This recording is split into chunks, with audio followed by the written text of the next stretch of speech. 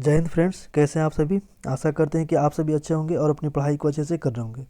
दोस्तों, जैसा कि आप सभी को पता है कि इस वीडियो सीरीज में हम लोग महेश वर्णवाल का जो एनसीईआरटी सार संग्रह है उसमें हिस्ट्री सब्जेक्ट को हम लोग पढ़ रहे हैं, जिसमें हम लोग प्राचीन भारत को पढ़ चुके हैं। अब मिडाइवल यानी कि मध्यकालीन भारत को पढ़ रहे हैं, जिसमें एक चैप्टर को पहले हम लोग पढ़ चुके हैं। अब हम लोग 19वें अध्याय यानी चोल साम्राज्य के बारे में पढ़ेंगे। तो आइए वीडियो को शुरू करते हैं। पहले इसको फ्लो चार्ट से दिखाया गया है चोल साम्राज्य का उदय। तो सबसे पहले बताया गया है कि चोल वंश इसके कौन कौन से शासक रहे हैं। तो जिसमें ये था बिजाले जो संस्थापक था, उसके बाद आदित्य प्रथम हुआ, फिर परांतक प्रथम, फिर गडरादित्य और परांतक द्वितीय हुआ। उसके बाद राजराज प्रथम हुआ। फिर इसके बाद राजेंद्र प्रथम हुआ जो चोल झील का निर्माण करवाया था। उसके बाद इसका जो राजाधिराज प्रथम हुआ और राजेंद्र देव द्वितीय और वीर राजेंद्र, यानी कि ये राजेंद्र प्रथम के तीन ये हुए थे उत्तराधिकारी। उसके बाद वीर राजेंद्र का जो उत्तराधिकारी हुआ वो अधिराजेंद्र हुआ, और अधिराजेंद्र का जो उत्तराधिकारी हुआ उसमें मधुरांतिका और कुलोत्तुंग प्रथम हुआ। उसके बाद इन दोनों से जो आगे के जो ये शासक उत्पन्न हुए उसमें थे विक्रम चोल और कुलोत्तुंग द्वितीय, राजराज द्वितीय, राजा अधिराज द्वितीय, कुलोत्तुंग तृतीय और राजराज तृतीय। उसके बाद राजेंद्र तृतीय। तो चलिए इसको अब हम लोग देखते हैं। पहला है मेगास्थनीज के इंडिका और अशोक के अभिलेखों में चोलों का उल्लेख किया गया है। 9वीं और 12वीं शताब्दी तक चोल वंश ने तमिलनाडु, आंध्र प्रदेश व कर्नाटक पर शासन किया। 8वीं शताब्दी के उत्तरार्ध से पुनः चोलों की राजनीतिक सत्ता का उत्थान हुआ। इस समय तक दक्षिण भारत में राष्ट्रकूटों, चालुक्यों, पल्लवों और पांडवों ने सर्वोच्चता के लिए संघर्ष हो रहा था। चोलों का जो प्रारंभिक इतिहास संगम युग से प्राप्त होता है। चोल साम्राज्य की स्थापना विजयालय ने की थी, जो आरंभ में पल्लवों का सामंत था। विजयालय को चोल साम्राज्य का द्वितीय संस्थापक माना जाता है।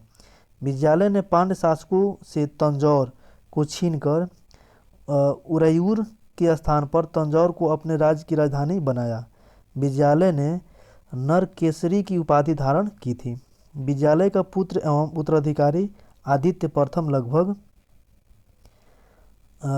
875 से 907 ईस्वी में चोल सिंहासन पर बैठा। आदित्य प्रथम ने कोदंडराय की उपाधि धारण की थी। उसके बाद जो अगला शासक हुआ वो परांतक प्रथम हुआ, जो 907 से 953 ईस्वी तक शासक किया। आदित्य प्रथम की मृत्यु के बाद उसका पुत्र परांतक प्रथम राजगद्दी पर बैठा। परांतक प्रथम ने मदुरै कोंड की उपाधि धारण की थी। तक्कोलम का युद्ध राष्ट्रकूट शासक कृष्ण तृतीय और परांतक प्रथम के मध्य हुआ, जिसमें चोल राजा पराजित हुआ। परांतक प्रथम के दरबार में ऋग्वेद का टीकाकर वेंकट माधव का निवास था। सबसे समृद्ध चोल शासक राजराज प्रथम और उसका पुत्र राजेंद्र प्रथम था। राजराज प्रथम तो इसका जो शासनकाल था वो 985 ईस्वी से 1014 ईस्वी तक रहा। राज प्रथम को अपने पिता के जीवन काल में ही युवराज नियुक्त कर दिया गया था। इसका वास्तविक नाम आरिमोलिवर्मन था। उसने अपना पितामह परांतक प्रथम की लौ और रक्त की नीति का पालन करते हुए राजराज की उपाधि धारण की। इसने अपने शासनकाल में कांडलूर सालैकमलरुतु की उपाधि ग्रहण की। इसने त्रिवेंद्रम के चेरूक की नौसेना को ध्वस्त कर दिया।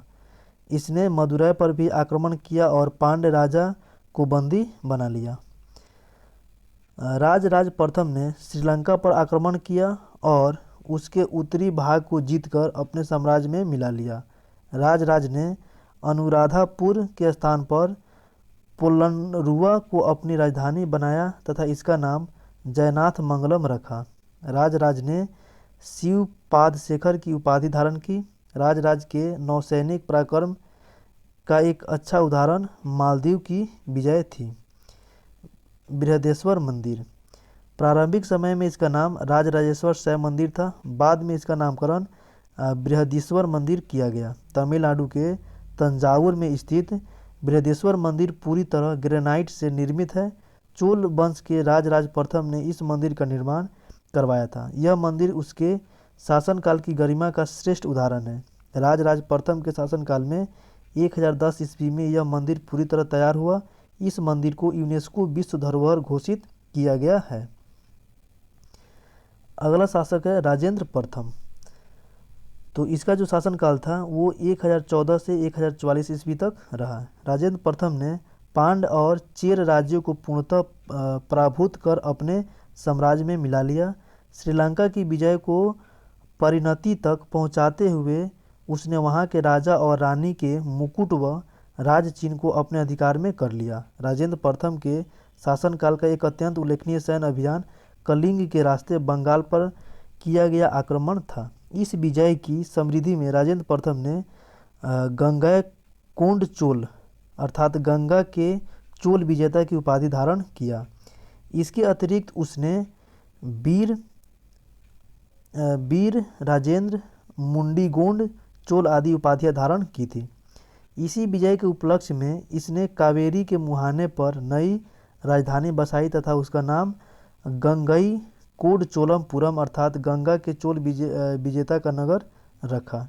10वीं सदी में श्री विजय साम्राज्य फिर से शक्तिशाली हो गया था। अब उसमें मलय प्रायद्वीप, सुमात्रा, जावा और आसपास के द्वीप शामिल थे। इस साम्राज्य पर शैलेंद्र राजवंश का शासन था। शैलेंद्र शासक बौद्ध थे तथा चोलों के साथ उनके मधुर संबंध थे। शैलेंद्र शासक ने नागपट्टनम में एक बौद्ध विहार भी बनवाया था तथा इसके अनुरोध पर राजेंद्र प्रथम ने बिहार के व्यय के लिए एक गांव दान में दिया था। राजेंद्र प्रथम का सबसे महत्वपूर्ण सामरिक अभियान कलिंग व बंगाल विजय था। अगला जो शासक हुआ वो राजाधिराज प्रथम हुआ। इसका शासनकाल 1044 से 1054 ईस्वी तक था। राजेंद्र प्रथम के बाद उसका पुत्र राजाधिराज प्रथम 1044 ईस्वी में चोल राजगद्दी पर बैठा। राजाधिराज ने अपना राज्याभिषेक करवाकर विजय राजेंद्र की उपाधि ग्रहण की। उसके बाद राजेंद्र द्वितीय आया जिसका शासनकाल 1052 से 1062 ईस्वी तक यानी कि 10 सालों तक रहा। राजाधिराज की मृत्यु के बाद राजेंद्र द्वितीय चोल सिंहासन पर बैठा। इसकी उपाधि राजकेसरी थी। चोल शासकों ने चीन में कई राजदूत मंडल भेजे। चोल राज्य का 70 व्यापारियों वाला एक दूत मंडल 1077 ईस्वी में चीन पहुंचा। उत्तरी चालुक्यों की राजधानी कल्याणी थी। बेंगी, तुंगभद्रा, द्वाब और उत्तर पश्चिम कर्नाटक में गंग देश पर प्रभुत्व स्थापित करना चोलों और उत्तरी चालुक्यों के बीच संघर्ष का कारण था। उसके बाद हम लोग पढ़ेंगे अब चोल प्रशासन यानी कि जो चोल ये था साम्राज्य उसकी प्रशासन कैसी थी। केंद्रीय प्रशासन का सर्वोच्च अधिकारी राजा होता था। राज्य पद वंशानुगत तथा युवराज ज्येष्ठता के आधार पर राज्य का उत्तराधिकारी बनता था। राज्य भूमि की उपज का 1/3 भाग भूराजस्व के रूप में वसूलता था।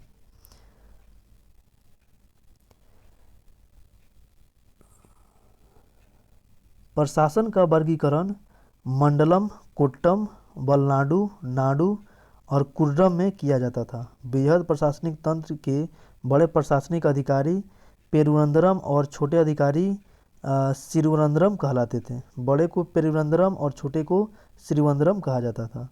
चोलों के शासनकाल में स्थानीय स्वशासन में ऊर, सभा, महासभा, नाटुर तथा ऊर का विशेष महत्व था।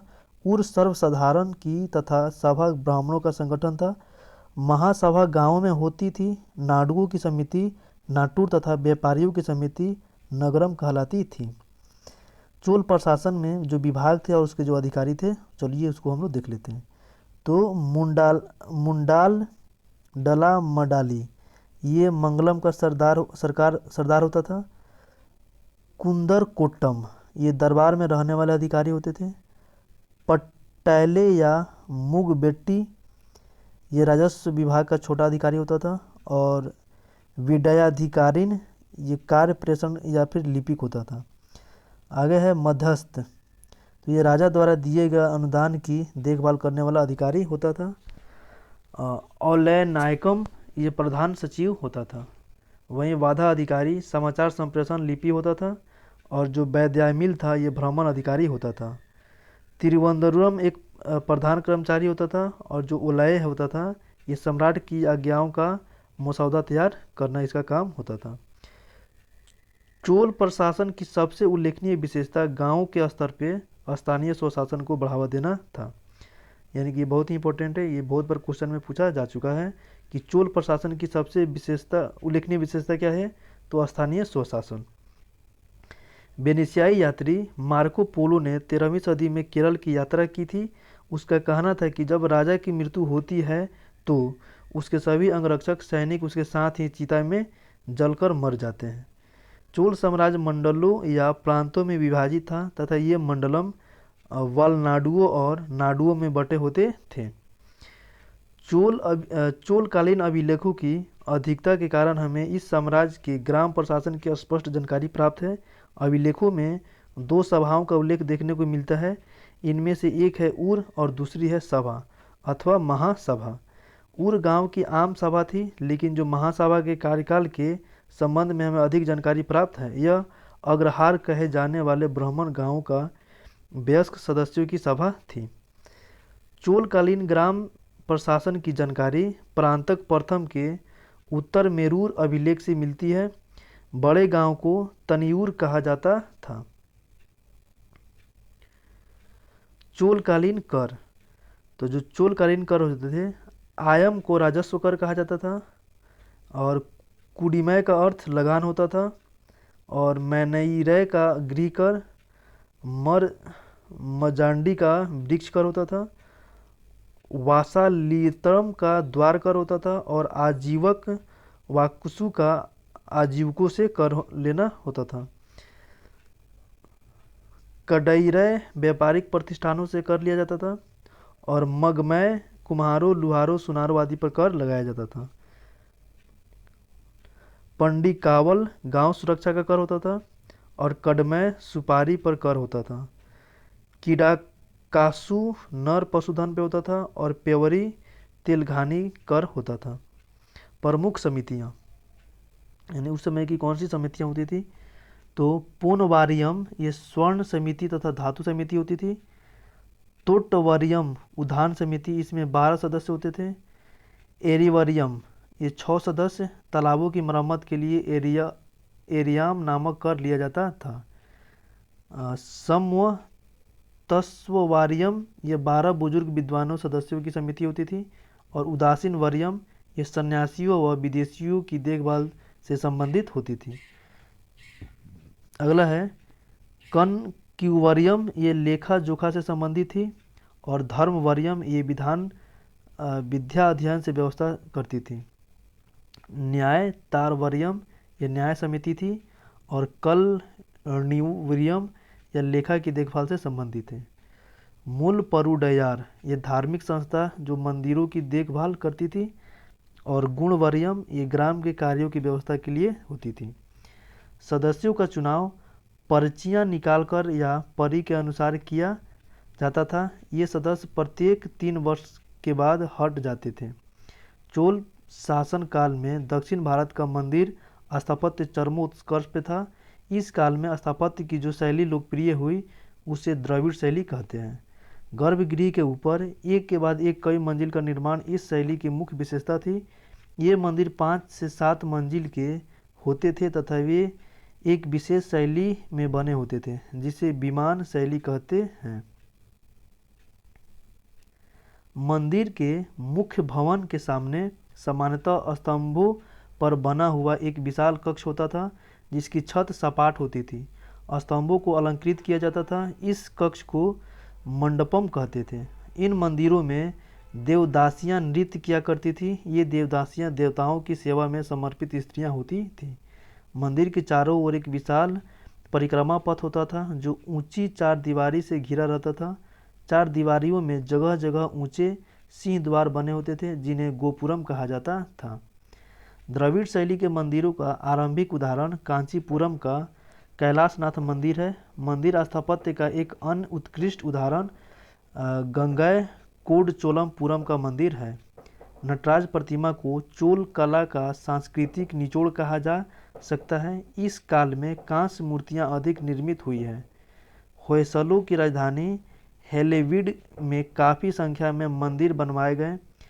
इनमें सबसे भव्य होयसलेश्वर मंदिर है। यह मंदिर चालुक्य शैली का उत्कृष्ट उदाहरण है।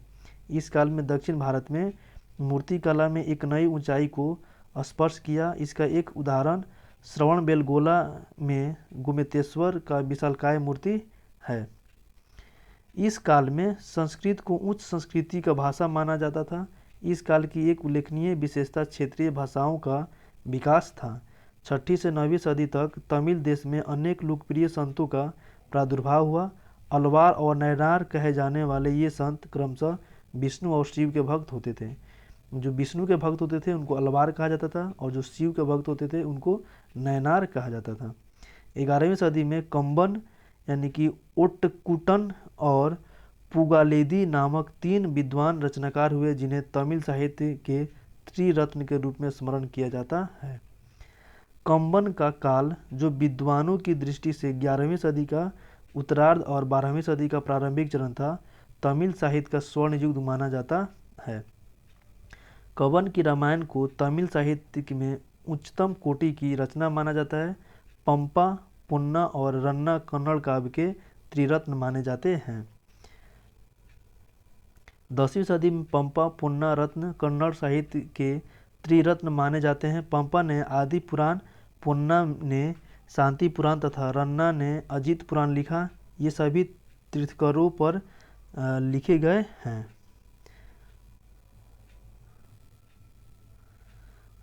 दक्षिण के प्रमुख युद्ध, यानी कि दक्षिण में जो प्रमुख युद्ध हुए थे, तो चलिए उसके बारे में हम लोग अब देख लेते हैं। तकोलम का प्रथम युद्ध कृष्ण तृतीय विजित हुआ था और जो परांतक प्रथम था ये पराजित हो गया था। तकोलम का जो द्वितीय युद्ध था इसमें वीर पांडे की विजय हुई थी और गंडारिदित्य चोल की पराजय हुई थी। वैसे ही कुंडलम सांग्राम का जो प्रथम युद्ध था इसमें राजेंद्र द्वितीय विजित हुआ था और सोमेश्वर प्रथम पराजित हो गया था। कुंडल संगम का द्वितीय युद्ध वीर राजेंद्र इसमें विजित हुआ था और सोमेश्वर इसमें पराजित हो गया था। वेल्लूर का जो युद्ध था यह प्रांतक प्रथम इसमें जीता था और राज सिंह द्वितीय हार गया था। चेबूर का युद्ध प्रांतक द्वितीय जीता था और वीर पांडे इसमें पराजय हुआ था। कोपन का जो युद्ध था राजा धीराज इसमें इसकी मृत्यु हो गई थी लेकिन ये विजित हो गया था और जो सोमेश्वर प्रथम था ये इसका पराजय हो गया था। मणिमंगलम का जो युद्ध था यानी राजेंद्र द्वितीय और राजा घोषित हुआ था उस समय और इसमें नरसिंह वर्मन प्रथम विजित हुआ था और पुलकेशिन द्वितीय ने इसमें हार गया था। चालुक्य राजा के दरबार में रहने वाले नैनैया ने महाभारत का तेलुगु पाठ तैयार करना आरंभ किया। उसके आरंभ किए कार्य को 13वीं सदी में तिकन्ना ने पूर्ण कर दिया। चोलकालीन ऐतिहासिक स्थल, तो चलिए चोलकालीन जो ऐतिहासिक स्थल है उसके बारे में हम लोग देख लेते हैं।